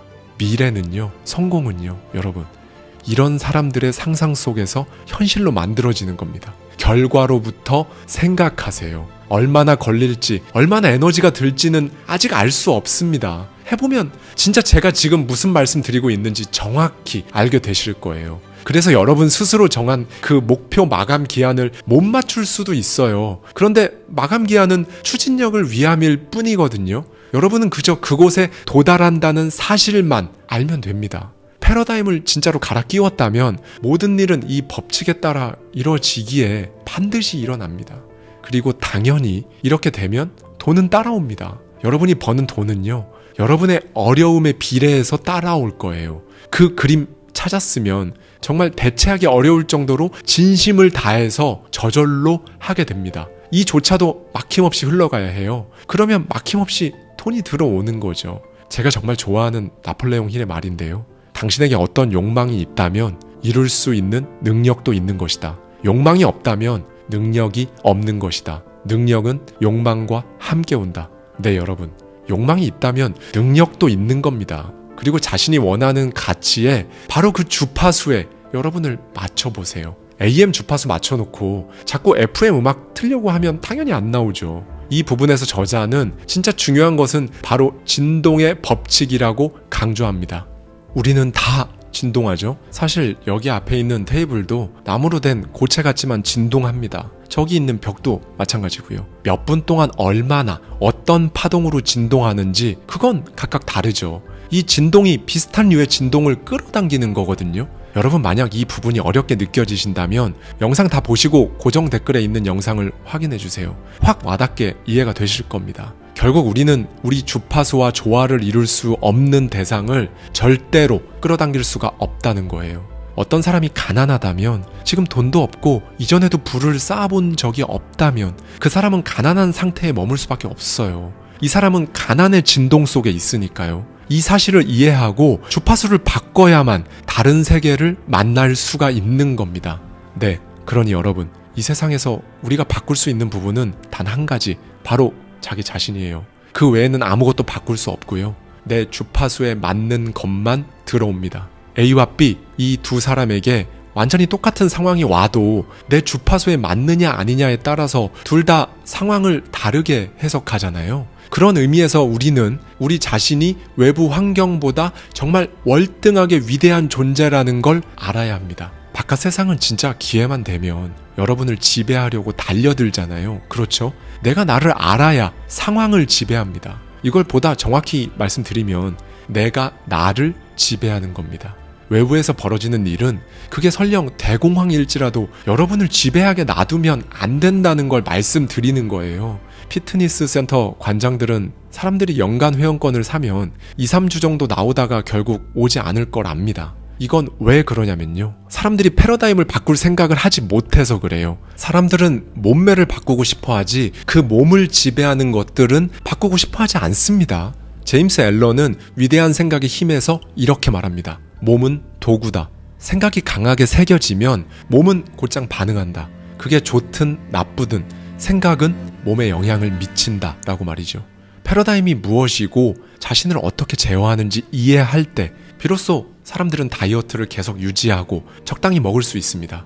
몸이 마음의 도구임을 깨달았기 때문에 몸을 통제하기 시작할 수 있는 거죠. 마찬가지로 부자가 될 거면, 성공할 거라면 부자가 되겠다는 그림을 반복해서 내면화하세요. 생각에 그치면 안 됩니다. 내 마음에서 그게 당연하도록 철저히 내면화해야 합니다. 그래야 가난에서 벗어납니다. 부자가 되고 싶다는 생각을 일회성으로만 생각하고 계속 가난한 상태에 머물지 마시고요. 여러분, 그리고 배우고 공부하셔야 한다는 말씀을 꼭 드리고 싶은데요. 아니, 내가 무슨 학생도 아니고 뭔 소리냐고 생각하실 수도 있을 거예요. 들어보십시오. 양극성의 법칙이란 게 있거든요. 사실 전혀 대단한 건 아니고 그냥 모든 것에는 반대편, 즉 대립하는 면이 있다는 거예요. 왼쪽과 오른쪽, 뜨거움과 차가움, 위와 아래, 안과 밖 같이 말이죠. 그러면 이제 왼손을 내민 뒤 오른손을 내밀어 보세요. 왼손을 부정적인 면, 무지라고 할게요. 오른손을 긍정적인 면, 알미라고 하겠습니다. 여러분, 이 무지는 의심과 걱정의 원인이 되거든요. 의심과 걱정을 내면화하면 우리 안에서는 공포라는 이름의 진동이 일어나고 그 공포는 불안으로 드러납니다. 그리고 이 공포는 반드시 밖으로 드러나기 마련이고요. 그게 불안한 상태입니다. 즉 불안은 의심과 걱정에서 비롯된 공포의 표현이고 이 의심과 걱정은 무지에서 나옵니다. 그러니 불안은 무지와 동일한 거죠. 반면에 오른쪽 손은 아는 겁니다. 뭔가를 제대로 안다는 건 믿는다는 거고요. 그러면 공포를 몰아낼 수 있어요. 그리고 이 믿음은 바로 잘 사는 모습으로 표현됩니다. 즉 안다는 건 불안한 모습을 몰아내고 잘 사는 모습, 유쾌한 모습으로 무조건 여러분을 통해 드러날 수밖에 없다는 거예요. 그럼 안다는 건 뭘까요? 이해를 하는 겁니다. 어떻게 이해를 할 수 있을까요? 공부를 해야겠죠. 그러니 불안한 대상이 있으면 그걸 몰라서 불안한 거니까 그것에 대해 공부하면 이해를 하고 알게 되고 믿음이 생겨 잘 살게 됩니다. 여러분이 가려는 길이 불안하신가요? 진짜 원하는데 내가 그걸 할 수 있을지 확신이 안 서고요. 그러면 여기서 공부할 건 뭐죠? 여러분에 대해서 불안하신 거잖아요. 대상은 바로 여러분입니다. 그렇다면 나에 대해 공부해야죠. 파고들어야죠. 나에 대해서요. 사실 허무할 정도로 굉장히 간단합니다. 공포, 불안, 걱정, 의심 이런 감정은 잘 모르니까 드는 감정이잖아요. 나에 대한 의심? 나를 공부하면 됩니다. 또 두려운 게 있으신가요? 그걸 공부해 보세요. 허무하도록 간단합니다. 그런데 거의 안 해요. 공부를 안 합니다. 왜 그럴까요? 목적이 없어서 그래요. 삶의 목적이 없으면 공부를 안 해요. 학교는 이런 걸 알려주지 않습니다. 그러니 스스로 찾아야 해요. 무엇을 원하는가? 뭐가 목적인가? 이 목적을 이루려면 어떤 목표들을 세워야 하나? 어떤 공부가 필요한가? 저자인 밥 프록터가 아무것도 몰랐던 시절에 비행기에서 쪼그려 앉아 종이에 적었어요. 숫자 1, 그리고 뒤에 0을 6개 더 붙여 100만 달러, 우리 돈 13억에 달하는 숫자를 적었죠. 당시 그는 돈은커녕 오히려 빚만 있었는데요. 당연히 100만 달러를 어떻게 버는지도 몰랐죠. 그런데 쓰니까 어느 순간 100만 달러를 벌어들이는 사람들이 뭘 하는지 눈에 보이는 거죠. 그리고 깨닫습니다. 저 사람들은 소득원을 하나만 두지 않는구나. 그렇게 배운 거죠. 그렇게 공부한 겁니다. 진심으로 생각하니까 관련된 게 눈에 들어오고 자연스럽게 쌓이면서 저자는 자신도 모르는 사이에 돈에 자신감 있는 사람이 된 거예요. 계속 배우세요, 여러분. 기리의 철학자 에릭 호퍼는 배우는 자들이 이 땅을 차지한다고 했었죠. 여기에서 포인트는요, 배운 자들이 아닙니다. 배우는 자들이에요. 밥 프록터는 성공 패러다임에 대해 연구를 계속하는 와중에 사람들이 행복하고 건강하고 부유한 이유가 배우고 있는 상태에 있다고 강조하고 또 강조합니다. 목표를 찾으면 공부할 게 생기죠. 그래도 뭘 공부해야 할지 모르겠다? 그러면 스스로에 대해서 공부해 보십시오. 사실 인간은 지성을 높이는 데 집착하느라 자신에 대해 깨닫는데 너무 소홀히 해왔거든요. 여러분은 여러분이 생각한 대로 됩니다. 깨닫는 게 핵심이에요. 배운 건 없습니다. 배우고 있든지 아니든지 둘 중 하나예요. 네, 여러분, 이제 막바지로 다다르고 있습니다. 영상 길죠? 지금까지 끄지 않고 시청하고 계신 분들이라면 먼저 존경합니다. 가벼운 각오 혹은 해보고 안 되면 뭐 말고 라는 마음이 아니니까요. 무엇보다 이렇게 제가 시리즈물로 지금 계속 이렇게 말씀드리는 이유는 제가 항상 말씀드리는 거지만 단 한 분이라도, 그리고 그 한 분의 내면에서 단 1%라도 인생을 바꾸는데 도움이 되신다면 저는 이 정도 분량이 아니라 2시간, 3시간짜리 영상도 찍을 수 있어요. 진짜 목이 다 쉬도록 말씀드리고 싶은 마음입니다. 그리고 여기까지 들으신 분들께 저의 진심을 담아 이 말을 꼭 드리고 싶어요. 여러분, 편안함은 독이고 불편함은 약입니다. 새로운 뭔가를 추구할 때 이게 불편할 텐데 라고 생각한다는 그 자체만으로도 엄청난 발전이에요. 그걸 이미 딱 캐치하고 있다는 것, 그 자체로도 대단하신 겁니다. 정말 무서운 게요, 그냥 편안한 거, 그거에 잠식되어 버리면 진짜 그 어떤 성장도 없고, 성장이 없으니까 지금과는 완전히 다른 소득이 막 생기지도 않을 겁니다. 결론은 부는, 그리고 여러분이 그토록 원하는 여러분의 모습도 없는 거죠. 그런데 이렇게 그냥 편안한 대로 살고 사는 대로 생각하면서 살면요, 제가 그렇게 10년 해봤거든요. 그러면 필히 행복하지가 않아요. 우리는 그렇게 태어나질 않았거든요. 우리는 더 많은 것을 원하고 더 많은 경험을 하길 원하고, 그렇게 하기 위해 더 많은 부를 원합니다. 그게 본능이니까요. 자본주의적이고 속물이라는 게 아니라는 걸 말씀드리는 겁니다. 그런데 정말 엄청나게 많은 분들이 이걸 생각하기도 귀찮고 싫고 이상하고 복잡하고 뭔 소리 하는지도 모르겠고, 그런 수천 가지의 이유로 이 법칙을 이해하지 못해서, 이해하고 싶지 않아서 인생의 많은 시간 동안 행복하지 못하다고 생각하면서 그냥 살아갑니다. 여러분, 이제 진정으로 이 개념을 이해하셨다면 지금까지 한 번도 가보지 못한 곳을, 감히 갈 수도 없을 것 같았던 곳들을 밟기 시작하실 거거든요. 그런데 그때마다 정말 매번 불편한 상황을 맞닥뜨릴 거예요. 힘들죠. 저도 힘들었어요. 사람인데 어떻게 안 힘들겠어요. 그런데 그 상황이 그냥 밑도 끝도 없이 불편하고 힘들고 죽겠다, 이건 사람이 할 짓이 아니다, 이런 감정이 아니라요, 건설적인 동시에 불만족스러운 상태라는 겁니다. 이 건설적인 불만을 기꺼이 두 팔 벌려 환영해 앞으로 나가보십시오. 편한 상태가 사실은 막힌 상태라는 사실을 인지하고 어디든 원하는 방향으로 막힘없이 쭉쭉 나아가세요. 결과로부터 상상하세요. 힐러리 경이 세계 최초로 에베레스트에 오르기 전에 등반 과정에서 다른 사람들이 한계에 부딪혀 죽어간 바로 그 지점에서 자기는 어떻게 거길 넘어갈지 몰랐습니다. 충격적이죠. 진짜 몰랐어요. 그런데 딱 하나, 에베레스트 정상에 선 자신을 끊임없이 상상했어요.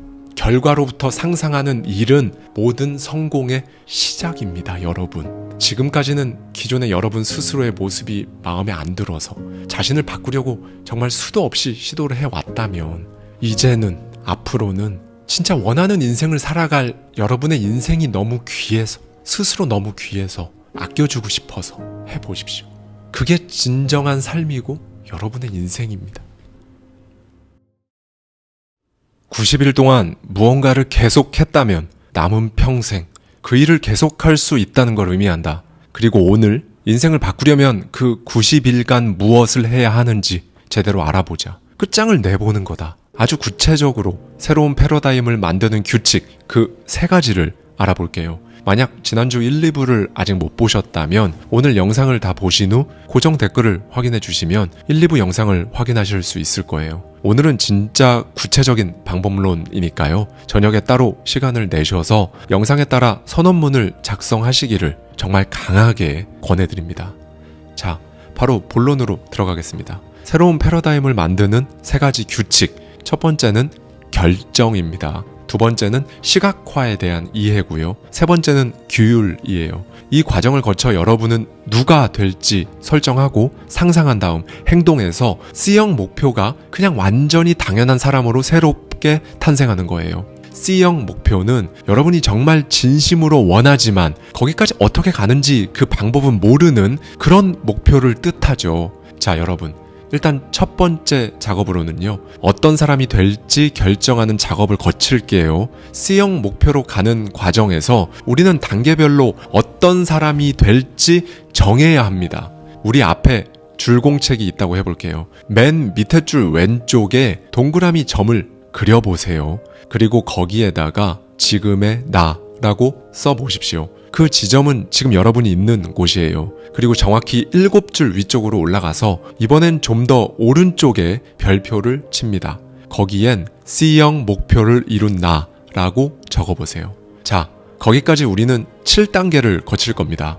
이 7단계는 제가 임의로 설정한 거고요. 여러분은 적절히 몇 단계를 거칠 건지 판단하셔서 그 단계만큼 줄 위에 별표를 치면 됩니다. 5단계를 거치실 거면 5줄 위 오른쪽에 별표를 치는 거죠. 그런데 일단 한번 작성을 해봐야 몇 단계를 거칠 건지 가늠이 된다는 점 참고하시고요. 일단 저는 7단계로 하겠습니다. 자, 지금 여러분이 있는 지점과 저 위에 C형 목표 사이엔 7줄이 있죠. 이 7줄은 우리가 해야 할 결정들입니다. 이게 뭔 소리냐? 각 단계마다 내가 어떤 사람이 될 건지 적는 거예요. 그리고 단계 내가 누가 될지 결정을 하면서 한 줄씩 올라가는 거예요. 우리는 7단계를 거치기로 했으니 C형 목표에 도달하기 위해 총 7번의 또 다른 내가 되는 겁니다. 이게 바로 점진적인 변화예요, 여러분. 이걸 왜 해야 하냐? 독일의 대문호 괴테는 말합니다. 무엇을 할 수 있기 전에 우선 무언가가 되어야 한다 라고 말이죠. 네, 여러분, 그 단계별로 내가 뭘 할 것이다 라고 적는 게 아니에요. 각 단계별로 누가 될 건지 적는 겁니다. 여러분의 유일한 문제는 재능 없음이 아니라 이름 없음이라는 걸 꼭 기억하셔야 합니다. 자, 그러면 이 7단계의 나에 대해서 어떻게 적느냐? 바로 문장으로 적습니다. 가령 나는 지금 뭐뭐해서 행복하고 감사하다라는 문장을 각 단계별로 총 7번을 적게 되겠죠. 즉, 각 단계별로 현재형 인생 시나리오를 쓰는 겁니다. 이 시나리오를 쓰려면 각 목표가 이루어진 시점으로 가서 그곳에 살고 있다고 생각해야 합니다. 이게 막 쉬운 건 아니에요. 그래도 일단 해봐야 알 수 있습니다. 죽이 될지 밥이 될지 안 해보면 알 수가 없잖아요. 돈 1원도 안 듭니다. 오늘은 넷플릭스 보는 시간 10분 빼서 이거 꼭 해보세요. 목표를 이룬 여러분이 뭘 생각하는지, 어떻게 살고 있는지 상세하게 묘사한 다음 단계별 인생 시나리오를 써보는 겁니다. 여러분, 여기서 진짜 중요한 건요, 그 어떤 단계든 남을 흉내내지 말고 자기 자신만의 모습을 적는 겁니다. 에머슨이 자기 신뢰에서 이렇게 말했었거든요. 배우는 과정에서 질투는 무지이고 모방은 자살이라는 확신에 다다르는 순간이 누구에게나 찾아올 것이다. 좋든 나쁘든 자기 자신을 있는 그대로 받아들여야 한다라고요. 나를 있는 그대로 받아들여서 인생 시나리오를 써낸다는 게 쉬운 일은 아니에요. 진짜 다 좋은데 정말 그놈의 원하는 거 찾는 게 너무 힘들다라는 구독자님들 정말 많습니다. 그런데 이거만큼은 여러분 몫이에요. 특히 2부에서 자신에 대해 파고들어야 한다고 스스로를 깨우치라고 정말 제가 피토하는 심정으로 말씀드렸었는데요. 여러분 생각해보세요. 가장 먼저 남들이 갖고 있어서 질투나는 그거, 아마도 그게 1차로 여러분이 갖고 싶은 삶일 거예요.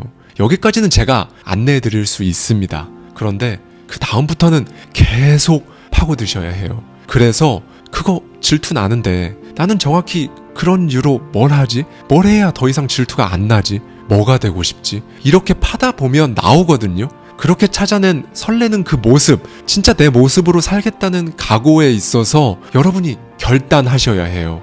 찾아낸다고 끝이 아닙니다. 그 삶을 살겠다고 진심으로 결정해야 한다는 거예요. 그리고 나서 7단계의 과정, 그 각각의 과정을 이룸에 있어서도 결단하셔야 하고요. 그러니 이 작업이 사실은 절대로 쉬운 작업이 아닌 거죠. 이걸 하는 과정에서 여러분 내면이, 정확하게는 여러분 의식이죠. 이런 소리를 할 수도 있어요. 네가 정말 그런 사람이라고 생각하는 거야? 그런데 여러분의 의식이 왜 그런 말을 막 해대는 걸까요? 여러분이 들었으니까 그래요. 자라면서 지금까지 부모님, 형제, 자매, 선생님, 친구들, 지인들한테 들었으니까요. 그런 말을 계속 들으니까 여러분 스스로도 이제 그냥 사실이라고 믿어버리게 된 거죠.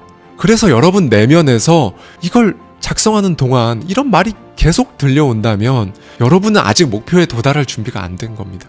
제가 1, 2부를 통해 말씀드린 것처럼 남들이 뭐라고 하든 지나친다는 또 하나의 결단을 먼저 하셨어야 해요, 여러분. 타인의 의견이란 지구상에서 가장 저렴한 상품이라는 사실을 아셔야 합니다. 왜 가장 저렴한 상품일까요? 그런 부정적이고 시니컬한 말들을 여러분들에게 해주는 사람들은 여러분이 원하는 것, 여러분이 살고 싶은 그 삶에 대해 여러분보다 생각해 본 적이 압도적으로 적거든요. 관심도 없고요. 실제로 이룬 사람들도 아닙니다. 이뤄본 적도 없고 경험해 본 적도 없는 데다가 여러분보다 생각 자체도 훨씬 적게 해본 사람들이 막 그건 그래서 안 되고 이건 뭐 원래 이렇고 세상을 아냐 모르냐, 사람이 좀 현실적으로 어쩌고 저쩌고. 그리고 여러분, 무엇보다 실패하는 사람들은 결단을 내리는데 오랜 시간이 걸리는 반면에 결정을 엄청 빠르게 자주 뒤집는다고 합니다. 성공한 사람들은 그 반대죠. 즉시 결정을 내리는 것이 습관화되어 있고 그 결정을 바꿀 때는 오랜 시간 신중하게 생각합니다. 이 차이가 어디서 나올까요? 바로 결과를 알기 때문이에요. 예를 들어 볼까요? 한국에서 평범한 회사에 다니던 여러분이 C형 목표로 프랑스에서 패션 디자이너를 하며 행복하게 살아가는 삶을 원하고 그 그림을 그렸습니다. 이 과정에서 여러분이 구축해야 할 인생 시나리오는 너무 명확하잖아요. 1단계로 일단 불어를 하는 사람이 되는 것, 2단계로 또 무언가를 하는 사람이 되어야 할 겁니다. 이렇게 결과를 아니까 해야 할 일이 확실하고 결정을 내리는 것도 빠르겠죠. 바로 이 과정을 여러분도 겪어야 하는 거예요. 자, 이렇게 여러분의 결단으로 C형 목표를 이루기 위해 각 단계에서 어떤 사람이 될지 정했다면 이제 그에 맞는 조력자를 찾으셔야 합니다. 여기선 세 종류의 조력자가 필요한데요. 먼저 내 목표에 무한한 동의로 보답하는 책임 조력자를 만드세요. 그 사람에게 나는 이 일을 할래 라고 말하십시오. 그 사람의 무한한 동의를 구하세요. 그렇게 이 책임 조력자에게 번복할 수 없는 약속을 해서 여러분 스스로 그 약속을 지키기 위해 진짜 더 노력하게 되는 겁니다. 그리고 이 사람은 여러분을 진짜 무조건 믿어주는 사람이어야 합니다. 그리고 여러분이 각 단계의 그 사람으로 나아감에 있어서 그 스킬들을 알려줄 조력자를 구하세요. 이 조력자는 여러분이 온전히 그 사람이 되는데 도움을 주는 겁니다. 발전을 위한 가장 확실한 방법은 나보다 나은 사람들과 기꺼이 함께하는 거거든요. 각 단계별로 여러분이 스스로 최대치를 끌어올릴 수 있게 해주는 사람을 곁에 두고 정확히 반대로 여러분에게 스트레스를 주는 사람을 멀리하세요. 마지막으로 여러분이 못하는 걸 대신하는 조력자가 필요합니다. 그럼 여기서 여러분은 스스로 뭘 잘 못하는지 알고 있어야겠죠. 잘 못하는 건 괜찮습니다. 모든 것을 잘할 필요도 없어요. 여러분이 절대로 잘할 수 없는 몇 가지를 찾았다면 그 일을 다른 사람에게 시키십시오. 대신 여러분은 여러분이 하는 일을 더 잘하려고 노력하세요. 여러분, 다른 사람의 능력을 이용하는 거, 이건 정말 필요합니다. 인간의 두뇌는 배터리거든요. 배터리 한 무더기는 배터리 한 개보다 더 많은 에너지를 내잖아요. 이렇게 여러 사람이 머리를 맞대면 머리 혼자 쓸 때보다 훨씬 더 넓은 사고를 할 수 있다는 걸 기억하셨으면 좋겠습니다. 이제 두 번째, 시각화에 대해 말씀드려 볼게요. 시각화는 사실 제 영상에서 한 500번쯤 말씀드려서 익숙하실 텐데요. 그런데 이건 제가 잠시 팩트 폭격을 잠깐 드리자면 시각화가 뭔지도 알고 어떻게 하는지도 알고 어떤 효과가 있는지도 아는데 진짜 다 아는데 잘 안 하십니다. 그냥 생각날 때 가끔 그냥 조금 해보고 그러다 말고 이러시는 분들 많아요. 들어보세요, 여러분. 즉, 이 상상에서 중요한 건 어떻게 생각하느냐가 아닌 어떻게 느껴지느냐거든요. 우리는 우리가 느끼는 대로 행동합니다. 그리고 바로 이 느낌을 찾기 위해 상상을 하는 거죠. 이게 바로 시각화를 하는 이유입니다. 느낌을 찾기 위해 상상하는 거예요. 그러니 여러분, 다소 불편하시더라도 결과를 향해서가 아니라 결과에서부터 출발하는 상상을 반복하고 또 반복해야 해요. 이 불편한 목표에 감정적으로 이입해야 하는 거죠. 불편한 일을 반복적으로 하다 보면 결국 그 일이 편안하게 느껴집니다. 운전이랑 똑같아요. 좀 더 자세히 말씀드려 볼까요? 즉, 상상으로 얻어낸 느낌이 먼저고 행동은 그 다음입니다. 느낌이 없으면 행동도 없어요. 우리는 감정이 생긴 후에만 이성적이고 논리적으로 행동을 할 수 있거든요. 우리가 하는 모든 행동은 감정을 따릅니다. 그리고 그 감정, 즉 에너지에 따라 행동량은 비례하고요. 이 부분에서 잠시 그랜트 카돈의 말을 빌려올게요. 그에 따르면 사람의 행동량은 4가지 항목으로 분류됩니다. 1. 아무것도 하지 않는다. 2. 뒷걸음질 친다. 3. 보통 수준으로 행동한다. 4. 결과를 두고 엄청난 수준으로 행동한다. 생각하고 상상하고 쓰는 모든 과정을 마쳤어도 아무것도 하지 않거나 뒷걸음질 치거나 보통 수준으로 행동하는 사람도 많습니다. 자세히 살펴볼게요. 1. 아무것도 하지 않는 상태. 결국 포기해서 녹초가 된 상태죠. 이 상태는 어떠한 에너지, 수고도 들지 않을 것 같잖아요. 그런데 아니에요. 아무것도 하지 않는데 따르는 지루함, 무기력, 안일함, 목적 없음으로 우리는 이 상황을 정당화하기 위한 시간과 에너지를 쓰는 겁니다. 편해질 줄 알았지만 이상한 방향으로 에너지를 쓰고 있기 때문에 고통스러운 거죠. 이 상태에 있다면 서둘러 자각하고 빠져나와서 그 에너지를 다시 결과에 맞춰 행동하는 방향으로 경로를 틀어야 합니다. 이분들의 경우는 원래 잡았던 목표가 내 목표가 아니라서 힘을 잃는 거일 수 있어요. 목표 한번 다시 점검해 보세요. 두 번째, 뒷걸음질 치는 사람은요, 잘 하다가도 거절과 실패에 스스로 의미를 막 부여하면서 뒷걸음질 친 상태입니다. 이들의 에너지는 어디로 갈까요? 자신이 뒷걸음질 친 이유를 정당화하려고 또 쓸데없는 에너지와 시간을 씁니다. 현재 본인이 뒷걸음질 친 걸 정당화하는데 힘을 막 쏟고 있다면 그 에너지 다시 돌려놓으세요. 세 번째, 보통 수준으로 행동하는 사람들은 C형 목표를 던져버리고 다시 평균의 삶으로 돌아가는 분들입니다. 평균의 삶의 가장 큰 리스크는 불확실성이거든요. 그러면 이제 어떻게 되냐면요, 경제 지표가 나빠지면, 그러니까 막 경기 침체가 와서 부동산 주식 가격 하락하는 시기 찾아오고 그러면요, 적당히 찰랑찰랑하게 갖춰놓은 그 지위, 결혼생활, 자산 수준 전부 진짜 큰 타격 입습니다. 이들은 불확실성을 염려하는데 온갖 에너지를 쓰죠. 그리고 거기에 에너지를 다 쓰고 자신의 진정한 잠재력은 발휘하지 못하는 패착을 저지릅니다. 그랜트 카도는 이 보통 수준으로 행동하는 것, 평균에 안주하는 것이 위험한 것 중에서도 사실 가장 위험하다고 말합니다. 마지막 네 번째, 결과를 상상하고 엄청난 수준으로 행동하는 유형이에요. 이 유형은 믿기지 않겠지만 우리 모두에게 가장 자연스러운 상태예요. 오로지 엄청나게 행동하는 것 말고는 관심이 없는 상태. 잠깐 짬을 내 쉴지언정 오로지 내 목표를 향해 쉬지 않고 달리느라 쓸데없는 걱정 같은 걸 할 시간도 없는 상태죠. 여러분, 이 우주를 이루는 모든 것들은 다 진동하거든요. 가만히 있는 게 없어요. 저 바다 아래도, 우리가 밟는 지표면 아래도 끊임없는 활동은 계속 일어나죠. 우리도 마찬가지입니다. 우리도 왕성하게 활동해야 해요. 이 네 가지 상태에 따라 각기 다른 방향으로 결국 에너지가 다 들어간다는 걸 이제 알았으니까, 그럼 이제 어떤 유형을 선택해야 하는지 감이 오실 겁니다. 그러니까 너 진짜 미쳤냐는 소리 들을 때까지 한번 해봐야 하고 그럴 필요가 있다는 거예요. 여러분, 감정에 이끌려 엄청난 행동을 할 때는 정말 이 순간만큼은 여러분이 얼마나 많은 시간을 할애해야 하는지는 계산하지 말고 그냥 하는 거예요.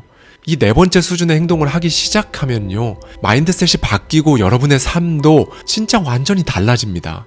이 엄청난 행동을 할 때 여러분은 평범한 날을 보내던 때보다 더 일찍 기회를 잡을 거고요. 그리고 이 엄청난 행동은 막 대단히 동기부여를 하고 각오를 다지고 그러는 게 아니라요, 그냥 습관이 돼서 정말 그냥 아무렇지도 않게 해야 되는 거고요. 네, 여러분. 그리고 이제는 여러분만의 규율을 지키셔야 합니다. 새로운 패러다임을 장착하는 그 세 번째 규칙, 규율에 대한 건데요. 이게 규율 이러니까 뭔가 대단한 것처럼 들리시겠지만 그냥 자기 스스로 내가 다른 건 몰라도 이건 꼭 지킨다 라는 스스로의 약속이라고 생각하시면 훨씬 와 닿으실 거예요. 결국 모든 성공의 핵심은 자기 규율을 발전시켜 나아가는 거거든요. 지금까지 우리는 우리만의 규율을 지키지 않았고 심지어 규율 자체가 없었던 사람이 훨씬 많습니다. 그냥 되는 대로 살아가는 거죠. 아니면 생각하는 대로 사는 게 아니라 그냥 사는 대로 생각하면서 사는 거고요. 그런데 이제는 내가 나만의 규율을 지키는 사람이 되는데 진짜 신경을 한번 써야 할 때입니다. 지금까지는 사실 이런 삶을 생각해 본 적이 없을 수도 있어요. 그런데 이제부턴 다르죠. 여러분은 여러분 스스로에게 내가 말한 대로 움직이라는 명령을 내려야 합니다. 이 규율은 앞서 말한 행동, 즉 습관이겠죠. 우리는 아까 C형 목표에 도달하기 위해 그 과정에서 나는 누가 될지 7단계로 적어 넣었고 조력자까지 찾았습니다. 그렇다면 이제 그에 맞는 습관이 필요하죠. 우리는 90일 동안 이 습관을 들여서 90일 이후에 엄청난 수준으로 행동하는 사람이 될 겁니다. 가장 먼저 7개 단계별로 누군가가 되기 위해 하루에 꼭 해야 할 일을 3개 이하로 정해보세요. 다만 꼭 해내야 하는 것들로 정하시는 겁니다. 그리고 이 습관을 우리가 앞서 쓴 단계별 선언문 있잖아요. 그 빈 공간에 적어보세요. 그리고 단어를 바꾸세요. 해야 한다를 해낸다로 바꾸는 겁니다. 그리고 이거 정말 중요한데요. 일단은 이 습관을 시작할 때 진짜 터무니없을 만큼 사소한 것들로 시작해보세요. 나중에 당연히 폭발적으로 하게 될 거지만 처음 시작은 터무니없는 것부터 가는 겁니다. 예를 들면 이런 거죠. 매일 밤 잠들기 전 책 읽기를 해낸다를 정말 디테일하게 매일 밤 잠들기 전 책 한 페이지 읽기를 해낸다로 바꾸세요. 영어를 유창하게 해낸다를 하루 2페이지 영어책 소리내어 읽기를 해낸다로 바꾸시고요. 그리고 2분 규칙을 사용하는 겁니다. 새로운 습관을 시작할 때 그 일을 2분 이하로 시작하는 거는 습관을 들이는데 정말 효과적이라고 합니다. 이건 비록 2분일지라도 새로운 정체성, 패러다임을 확립하는데 진짜 큰 역할을 합니다. 저를 믿고 한번 해보세요. 딱 하루라도 그냥 해보세요. 어떤 느낌이, 어떤 기분이 드는지 느껴보셨으면 좋겠어요. 몸매를 만드는 것에 대해 걱정하지 마시고요. 어쨌든 운동을 빼먹지 않고 하는 사람이 되는데 집중하세요. 이 작은 습관의 최종 목표에 막 스스로 압도당하지 마시라는 겁니다. 이 습관은 우리가 누가 될 것인가에 맞춰 패러다임을 바꾸는 용도로 사용해야 하는 거예요. 너무 큰 의미를 부여하면 포기하게 되거든요. 다시 한번 말씀드립니다. 궁극적으로 여러분이 누가 될지를 먼저 정한 다음에 7단계의 변화된 나를 만들고 나를 만들어갈 때 쓸 재료로 이 습관을 고의적으로 이용해야 하는 겁니다. 전체 그림도 없는데 막 나무 하나 심겠다고 공들이지 마시고요. 작은 습관에 매몰되지 말고 전체 숲을 먼저 그 다음에 나무를 배치해 보십시오. 그리고 이 과정을 딱 90일 동안만 반복합니다. 91일도 하지 마세요. 90일입니다. 90일간 무언가를 했다면 여러분은 남은 평생 그 일을 계속 할 수 있습니다. 그리고 그렇게 여러분은 스스로 제안한 그 삶에 정확히 부응하는 그런 삶을 사는 겁니다. 내가 묻고, 내가 명령을 내리고, 내가 응답하고, 내가 행동으로 보여주는 삶을 사는 거죠. 이 과정을 90일만 거치면 인생 바뀝니다. 삶이 바뀌는 거예요. 여러분, 어떻게 보면 사람은 똑똑한 완벽주의자보다 좌충우돌하긴 하지만 호기심이 있는 자가 더 낫습니다. 동기와 호기심이 있는 게 그냥 똑똑한 것보다 중요하다는 거예요. 왜냐? 바로 이 호기심이 행동을 이끌어내니까요. 똑똑함 그 자체로 결과가 나오지 않거든요. 행동을 하게 하는 건 욕망이지 똑똑함이 아니에요. 똑똑해야 된다는, 나는 똑똑하지 않아서 안 된다는, 그런 건 똑똑한 사람들이나 하는 거라는 정말 그 이상한 고정관념 부디 제발 버리십시오. 그리고 여러분, 이 행동과 경험을 반복하면서 희망이란 감정을 없애버리세요. 이게 뭔 소리야 싶으시죠? 희망이란 가령 이런 겁니다. 마법의 체중 감량 프로그램 같은 것에 혹해서 그걸 실제로 하기 전 잠시 갖는 그 부푼 마음이 희망이거든요. 그러니까 아직 경험하지 않은 새로운 그 계획은 여러분에게 희망을 제공해 줄 거예요. 그런데 이건 행동하기 전이라 나올 수 있는 감정이거든요. 행동을 하면요, 여러분, 희망은 줄어들고 이제 그 자리가 수용, 즉 받아들임으로 대체되는 거예요. 그냥 막연한 희망이 아니라 여러분의 C형 목표는 당연한 것이 되어야 합니다. 즉 계속 그 목표에 들떠 있기만 하면 그건 지금 여러분이 제대로 행동을 하고 있지 않다는 의미이기도 한 거고요. 목표에 맞춘 그 행동을 실제로 하면서 불편한 상황들을 계속 마주하는 그 순간 희망은 깨지고 현실이 됩니다. 이 과정을 빨리 겪으셔야 해요. 그리고 마침내 그 불편한 상황들이 그다지 불편하지 않게 되고 궁극적으로는 원래 이런 거지 라는 태도가 자리 잡게 되면서 C형 목표를 이룬 사람이 되는 겁니다. 이로써 여러분의 성공은 그냥 우연의 여정이 아니라 여러분이 책임지고 통제한 결과로 명확하고 당연하게 드러나는 겁니다. 네, 그렇게 여러분은 성공합니다. 너무 당연한 결과고 바로 여러분이 그렇게 만든 거예요. 마지막 4부에선 우리가 인생을 살아감에 있어 어떤 태도로 어떻게 살아가야 하는지 그 본질에 대해 마지막 이야기를 나눠보겠습니다. 감히 낡아빠진 습관, 썩어빠진 생각 따위가 여러분의 정신이라는 광활한 대지를 황폐화시키도록 내버려 두지 마십시오. 네, 드디어 하와이 대저택 대작 시리즈 4부입니다. 1, 2부에선 낡은 패러다임을 싹 뽑아버리고 3부에선 구체적인 패러다임 대전환 방법론을 다뤘죠. 그냥 거기서 끝나도 무리는 없었는데 제가 생각하기에 사실 제일 중요한 건 오늘 영상에서 말씀드릴 인생을 대하는 태도, 이게 사실은 가장 중요하고 잘 살아가는 본질이다 라는 생각이 들더라고요. 가족들과 함께 들으셔도 참 좋을 것 같습니다. 그럼 이제 밥 프록터 부의 확신과 나폴레옹 힐의 부자의 사고법, 이 두 책에서 말하는 인생을 대하는 태도에 대해서 살펴볼 건데요. 가장 먼저 경제적 자유를 얻기 위해 어떤 태도를 가지고 살아야 하는지, 왜 경제적 자유를 원해야 하는지 그 4단계를 살펴볼게요. 먼저 여러분은 반응이 아닌 대응을 배우셔야 합니다. 뭔 소리냐? 자, 우리는 인생을 선택할 수 있어요. 반응할 것인가? 대응할 것인가? 모든 일에 반응하는 식의 태도는 가령 이런 겁니다. 여러분 안에 발작 버튼을 가지고 사는 것, 누군가의 말에 화가 나서 곧바로 화를 내면 여러분의 선택권을 그 사람에게 넘겨준 것과 같습니다. 그 사람이 여러분을 화나게 하도록 허용하고 여러분은 생각하기를 멈추고 잠재의식에 휘둘려 버린 거죠. 그런데 여러분, 이 대응은 다릅니다. 누군가 여러분을 화나게 하는 말을 했다면 주위를 둘러보고 이렇게 생각하세요. 저 말은 진실이 아니다. 인정할 필요가 없다. 그저 저 말을 왜 하는지 궁금할 뿐이다. 라고 말이죠. 이런 식으로 자극과 행동 사이에 공간을 두려면 본인이 반응형 인간인지 대응형 인간인지 먼저 알 필요가 있습니다. 안타깝지만 대부분은 반응형이에요. 누가 나를 조금만 건드려도 너무 빨리 반응해버립니다. 그래서 저는 사실 이 발작 버튼이라는 단어를 좋아하지 않아요. 대응을 하셔야 합니다. 여러분, 이 대응을 하려면 반드시 자극과 행동 사이 공간에 생각이란 게 들어가야 하거든요. 그리고 여러분이 대응을 할 때 사람들이 막 뭘 생각하고 뭘 느낄지 걱정하지 마세요. 그냥 모든 일에 반응을 하는 걸로는 이길 수 없다는 사실만 알면 됩니다. 그러니까 우리는 생각으로 시작해서 육체적인 차원의 순서로 나아가는 거예요. 몸이 먼저 나가게 하지 마세요. 이제 사물과 세상을 보는 방식을 전면적으로 바꿔보는 겁니다. 그러니 두 번째로 얼마를 벌지 직접 정하세요. 자, 그저 반응하는 게 아니라 대응하는 삶을 살면 내가 얼마를 벌 수 있을지 내가 직접 정하는 삶을 살 수 있습니다.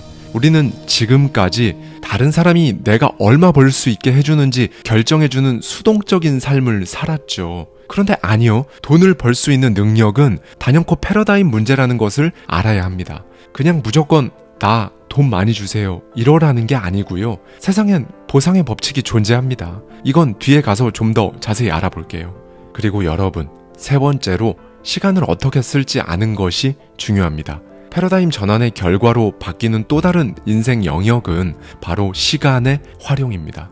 누군가에겐 하루가 더 길고 누군가에겐 더 짧은 건 다름 아닌 패러다임 문제예요. 우리는 시간을 압축해야 합니다. 이와 관련해서는 제가 시간을 압축하라는 시간 압축에 대한 개념을 만들어서 영상을 올렸었는데요.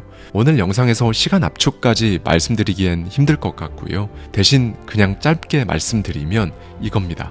압축 파일은 같은 용량에 더 많은 파일이 들어가 있잖아요. 똑같습니다. 같은 시간에 더 많은 것들을 해내는 거예요. 얼마를 벌지 정하고 시간을 압축해서 경제적 자유를 얻는 것, 여러분은 경제적 자유를 원하셔야 해요.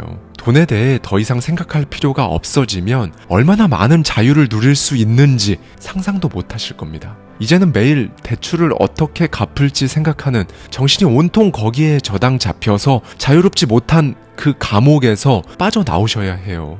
많은 사람들이 타인에 대한 책임을 느끼지만 실제로 우리는 그 누구에 대해서도 책임지지 않습니다. 나는 내가 책임진다.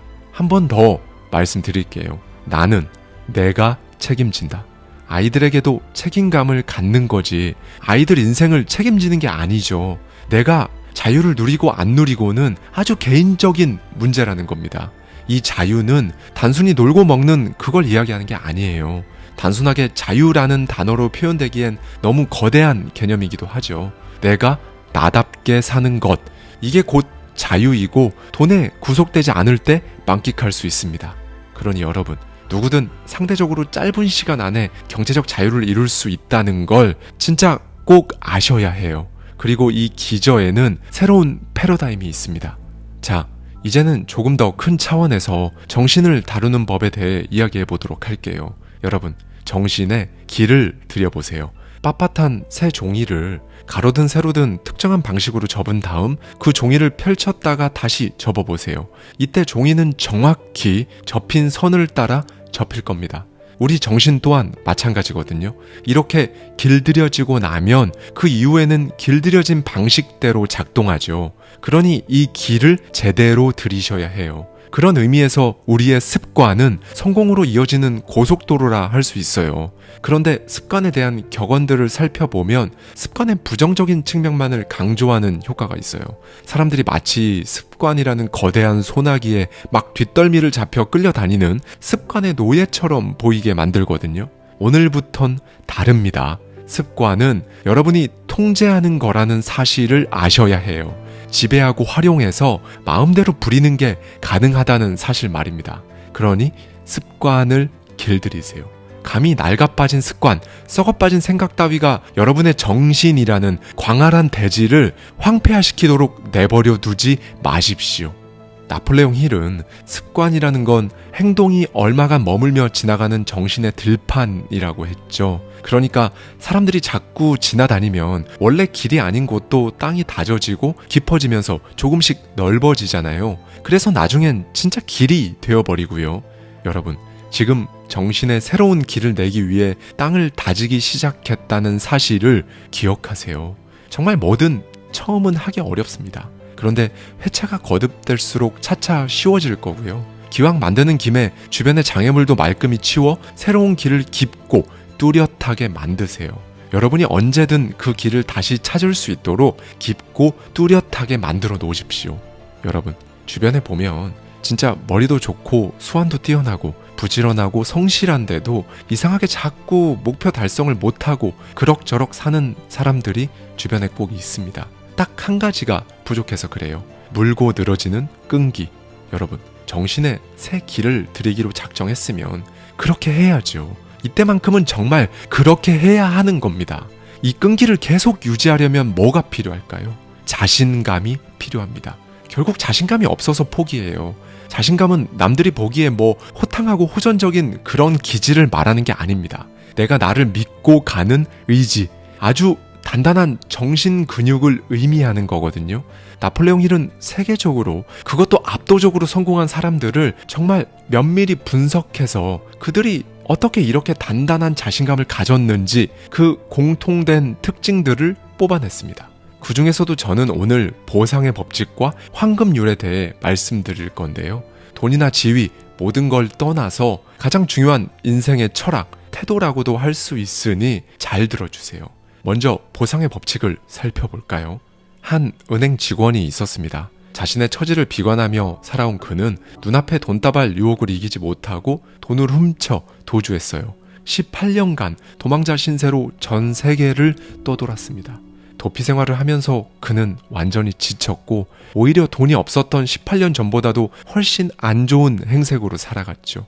마침내 젊음의 흔적이 싹 사라지고 하루가 다르게 기력이 쇠해버린 어느 날 그는 더 이상 도망 다니는 걸 포기했습니다.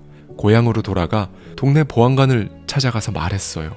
제가 18년 전 바로 그 빌 존스예요. 보안관은 무덤덤하게 말했습니다.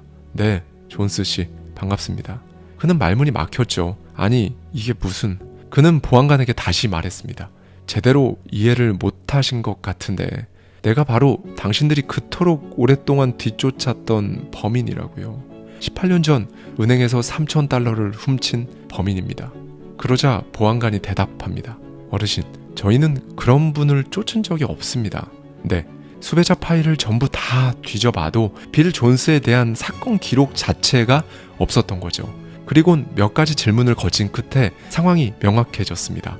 당시 존스가 문제를 일으킨 그 은행은 직원 횡령 사건이 외부에 알려지지 않게 단단히 입막음을 했던 거예요. 이 사실을 몰랐던 이 낡은 행색의 방랑자는 18년간 도망자 신세로 전 세계를 떠돌아다닌 겁니다. 그는 순간 쓰러질 것 같았고 잠시 앉아도 되는지 물었죠. 그리고는 한참 동안 생각에 빠졌습니다. 보안관은 그를 걱정스러운 눈으로 쳐다봤죠. 보안관의 눈에는 그가 마치 절박한 문제로 씨름하는 사람처럼 깊고 끔찍한 미스테리에서 헤어나오지 못하는 사람으로 보였습니다. 네, 그는 그렇게 스스로 벌을 주고 있었던 거죠. 보상의 법칙에 따라 자기 스스로 인생을 그렇게 살게 된 겁니다. 다른 사람은 정말 아무도 몰랐지만 이 사람 빌 존스는 자기 스스로 알았잖아요. 반대의 경우도 정확히 똑같습니다. 여러분이 원하는 것을 이루셨어요. 그게 성공이죠. 그런데 아무도 몰라줘요. 그런데 무슨 상관인가요? 이 보상의 법칙에 따라 여러분은 여러분이 원했던 바로 그 삶을 하루하루 만끽하면서 행복하게 살아가면 되는 겁니다. 여러분, 왜 이런 거 있죠? 누군가 여러분에게 안 좋은 걸 제안하면서 뭐 어때? 아무도 모르는데 라고 말하면 내가 알잖아. 나는 다 알잖아. 라는 이 대답이 바로 이 보상의 법칙을 가장 잘 설명해 주는 것이 아닐까 생각합니다. 그리고 이 보상의 법칙은 사람도 가리지 않아요. 이 법칙을 유리하게 쓰느냐 불리하게 쓰느냐는 여러분의 자유고요. 무엇보다 이 법칙은 중력의 법칙만큼 불변의 진리라고 할 수 있습니다. 여러분이 이 법칙을 진심으로 깨달을 때 비로소 성숙한 사람이 될 수 있습니다. 여러분, 인간의 정신은 아주 비옥해서 일단 씨앗이 그 땅에 뿌려지면 어김없이 그 씨앗의 형질에 맞는 작물을 키워냅니다. 그리고 우리도 모르는 사이에 매일, 매시, 매분, 매초 자신의 정신에 씨앗을 심죠. 계획도 없이 무작위로, 무의식적으로 이렇게 생각하고 판단하고 아무 씨앗이나 그냥 뿌립니다. 그런데 이제는 그러면 안 돼요. 준비된 계획을 따르고 세세하게 작성된 설계도를 기준으로 씨를 뿌리는 농부가 되셔야 합니다. 정신에 계획 없이 아무 씨앗이나 뿌렸으면서 제대로 된 작품이 나오길 기대한다면 뿌린 대로 거둔다는 법칙을 위배하는 겁니다. 네, 여러분. 건실한 사람도 추락합니다. 추락했던 사람도 다시금 날아오르죠. 출발점은 한 곳, 정신입니다. 상상한 그 이미지가 현실화되는 건 오직 시간의 문제예요. 자, 그렇다면 황금률은 무엇일까요? 나폴레옹 힐은 어느 날 한 과학자를 만나 황금률이란 개념에 완전히 사로잡혔어요. 그 과학자는 말합니다. 세상에 알려진 모든 질병에 대한 만병통치약은 절대로 있을 수 없습니다. 그런데 신체를 구성하는 다양한 세포 집단이 완벽한 조화를 이루고 상호 협력하며 본래의 기능을 계속하면 정말이지 완벽한 건강 상태를 유지할 수 있죠. 그에게 이 내용은 정말 흥미로운 내용이었어요.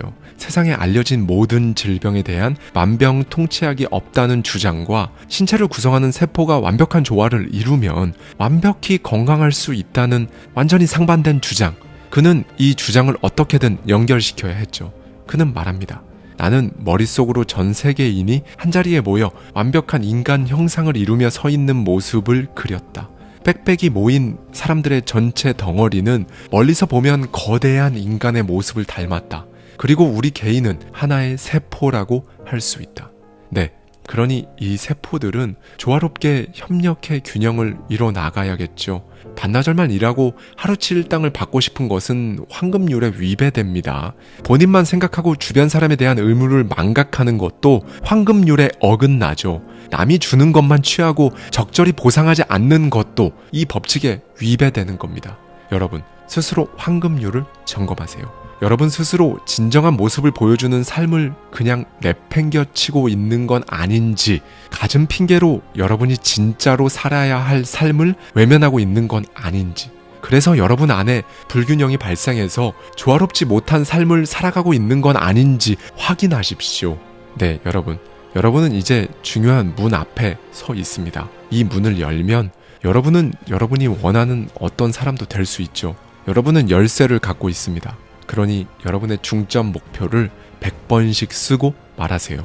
큰 소리로 말하는 건 발성기관 근육이 움직이고 생각을 현실화시키는 신체 활동을 시작했다는 뜻입니다. 글로 적는 건 손의 근육이 움직이고 그 생각이 물리적 현실로 전환하는 과정을 밟았다는 뜻이고요. 여러분, 이 넓은 세상에서 오직 단 한 사람만이 진짜 어떤 상황에서도 여러분의 행복을 위해 노력을 아끼지 않고 여러분이 경제적으로 정말 풍요로워질 수 있도록 최선을 다해 돕습니다. 바로 여러분 자신이에요. 이건 아무도 대신할 수 없습니다. 과거에 저도 100번을 쓰고 1000번을 외치는 것, 정말 그것부터 시작했거든요. 물리적인 실체들, 그러니까 그때 제가 가지고 있는 건 하나도 없었지만 없다고 생각하지도 않았을 뿐더러 진짜 그것부터 시작이었는데 그게 다였어요. 왜냐하면 그때 그렇게 소리내어 말하고 외쳤던 것들이 지금 제 일상이 되었으니까요. 그리고 저는 앞으로도 누군가 단 한 분이라도 인생이 바뀔 수만 있다면 원하는 그 삶을 살아가는데 제가 1%, 0.1%라도 도움이 될 수만 있다면 목소리가 다 쉬더라도 언제고 다시 이번 4부작 시리즈에서 말씀드렸던 내용들 또 만들고 말씀드리고 할 겁니다. 정말 그럴 거예요. 여러분, 정말 최소한 돈으로는 고통받지 않으셨으면 좋겠어요. 그리고 어느 순간 제 목소리 없이도 여러분의 하루가 즐겁다면, 이틀째도 즐겁다면, 삶의 모든 육하 원칙을 여러분 손으로 직접 정하고 이게 자유다 느껴지신다면 그때는 이 채널에서 독립하십시오. 대신 여러분의 에너지를 더 가치 있는 곳에 사용해 주셨으면 좋겠어요.